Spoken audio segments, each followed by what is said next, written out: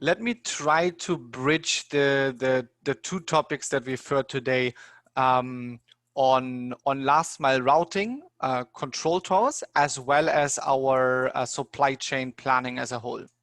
I think that at the moment we are, and we have seen that and heard that in our talks today, in a state riddled by complexity, right? Supply chains are disrupted throughout the country, and that's something that not only occurs in the Philippines. So my question would be, with current lead times, especially towards the southern Philippines, where our hyper-local routing of last mile deliveries might not reach Cebu, Davao, or Cagayan de Oro. What is the balance that we would need to strike from a planning perspective in order to be able to, in the future, service Cagayan de Oro, I mean, let's say the southern Philippines, with prime delivery services such as next day, same day or time slot deliveries that would be demanded by customers and by customer expectations, then which are ever rising? I would give that question to Joost and Alan. Yeah, so if I understand the question correctly, so what is important, on the outbound supply chain side is to really keep an eye on the various delivery options that you would have, and the various modes of transportation in that last stretch, and take that as an alternative in your planning solution. That comes obviously as a cost, but often to have that multi mode transportation option as a good alternative. Thank you, Joost. I think one way are, and like you mentioned, to tackle that problem are distributed fulfillment networks. I know that Kuehne+Nagel is running distributed fulfillment networks. How does Kuehne+Nagel address the disrupted supply chain at this point? And are there plans in the future to bridge the disruption with forward stock locations?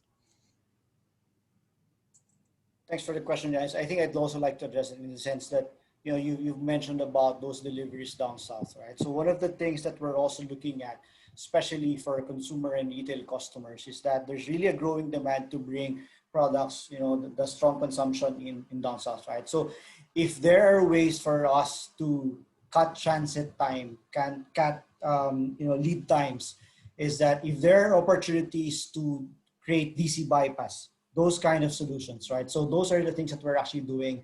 To tell you frankly, in terms of the partnership that we have with different shipping lines, what we're trying to do right now is that if we have identified routes that have considerable volume going to Cebu, Davao, and Cagayan de Oro, these are the plannings that we're actually doing.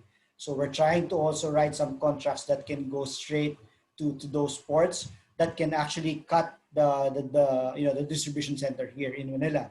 Of course, there will be products that customers will say, oh, okay, I will still need these goods to bypass Manila, right? But if there are ways to streamline that process, of course, it will trigger some changes on the orderings, right, on the other end, because if you if you bypass the DC, you need to make sure that all those tagging, etc., are actually completed. So those kind of things, if we look at rerouting, we look at route optimization, and we also look at even, and that goes with the fleet management, right? If we get to make those kind of reroutes, we get to look at adjusting the fleet at the other end. So maybe that's the way I look at it. Yanis, maybe I can add a quick one, right? So sure. Supply chain, we've always tried to look at those basic concepts, for example, like demand planning, right? The ability to get to the closest point of consumption, right?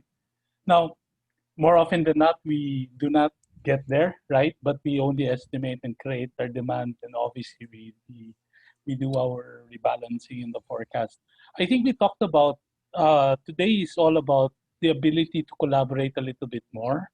Open up your, the forecasts. So for example, to your point, how does the shipments get on time to several, especially Philippines, right? Where we're an archipelago with multiple islands. And the multi-echelon of the supply chain. So it's really about the ability of to be able to get similar to the closest point of consumption, right? But this time, closest point of transport planning, being able to iterate that plan, being able to look at the different, for example, government turns around and says lockdown on this period, on these dates, right? How do you replan your entire, fulfillment strategy? So it's about that agility, right? I think the buzzword really is the collaboration. So just a different flip of how you have to get there, but I think it's an ability to be able to get closer to collaborate even with third-party logistics and whatnot, right? Now, technology, connectivity, one may say, look, it's not as easy as that. But if you think about it, if you have a process where it's not too complicated to be able to extend that out, you still get some of that forecast. You get to iterate. You can create multiple scenarios, right? Scenario A, B, C, and D based on your planning, and then your planning horizons are much more lengthier when you view it. Then, it gives you more agility depending on the scenario that comes up. So just a little change of a mindset, right? And it's not very difficult because, for example, our platform, we can accept Excel because we consume Excel data actually very easily in our platform. And the ability to be able to create algorithms in the system, right? To create to address some of those multiple scenarios that I was talking about is really possible. It's about that agility. Thank you. Thank you very much, Alan. And I would actually take that statement of collaboration across the supply chain, creating more visibility on the last mile and making sure that we're keeping our customer expectations and ever rising customer demand across the Philippines in mind as we're heading into a new normal.